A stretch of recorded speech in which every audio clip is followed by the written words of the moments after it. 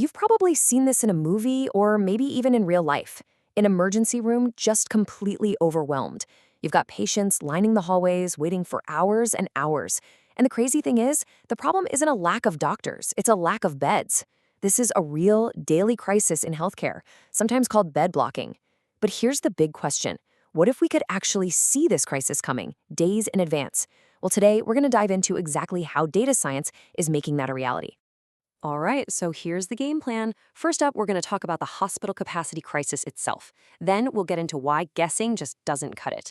After that, we'll pull back the curtain on how these predictive models actually work. And finally, we'll see how all this data turns into real-world action. Okay, let's jump right in. The hospital capacity crisis.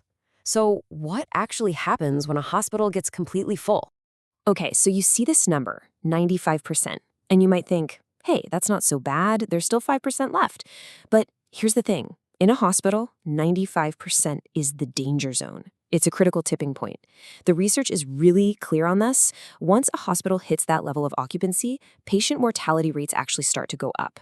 Think about it. Staff get totally burned out, medical errors become more common, and the whole system is just strained to the breaking point.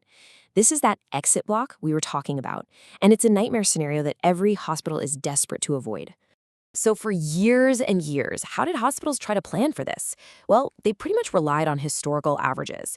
They'll look at what happened on this exact week last year and just hope for the best.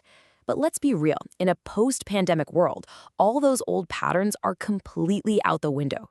The old way of just guessing, it's not just failing, it's failing dangerously. We absolutely need a smarter way to do this.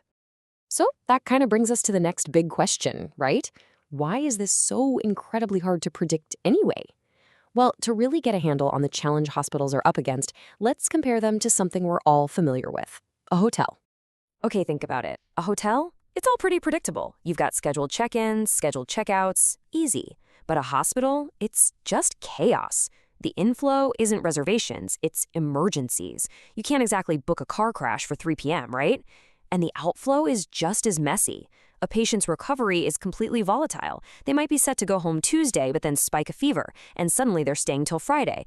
And on top of all that, with a hotel, any room is basically fine. In a hospital, no way. The right bed is everything. You can't just stick a heart attack patient in a maternity ward. It's a whole different ballgame. Right, so if the old way of guessing is a bust, how in the world do you build a forecast that you can actually rely on? Well, as you might have guessed, the answer is all in the data. So a really powerful predictive model doesn't just look at one thing.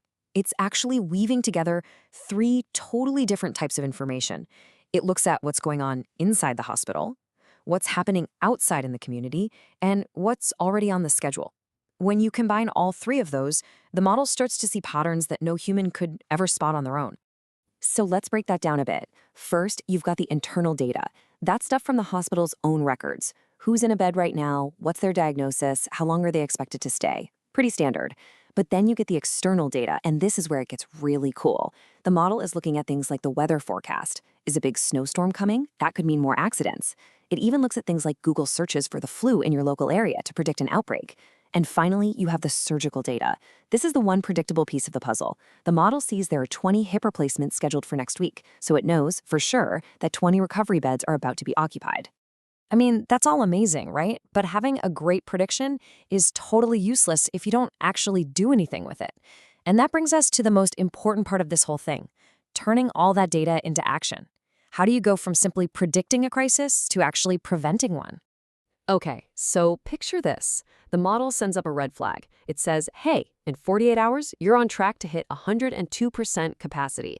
The clock is officially ticking. So if you're the hospital manager, now what? What do you actually do? And this is where the magic really happens. Instead of everyone running around panicking, the hospital can start making smart, proactive moves. They can get on the phone and call in on-call nurses before the rush hits. They can look at the surgery schedule and decide to postpone a few non-urgent procedures to free up critical beds. They can even speed up the discharge process for patients who are already cleared to go home, getting those beds available hours sooner. It's all about getting ahead of the problem. And that's really the bottom line here. What this technology does is it allows for a massive shift in how a hospital operates. It lets them move away from what you could call a firefighting culture, where they're just constantly reacting to one crisis after another, and into a fire prevention culture. They're not just putting out fires, they're stopping them from ever starting. Now, of course, there's a huge ethical question that pops up here, and it's really important to be crystal clear on this point. These models are what we call decision support tools. Their job is to provide data, to highlight risks, and to guide the human experts. They are absolutely not there to replace doctors and nurses. The final critical decisions about a patient's care, that will always and must always be made by a medical professional. And that really brings us to the million-dollar question at the heart of all this. We've seen how an algorithm can help manage the number of available beds, but how far do we take it? As these tools get smarter and more powerful, we have to start asking the tough questions. Should an algorithm ever have a say in who actually gets one of those beds? That's something we're all going to have to think about as we step into the future of healthcare.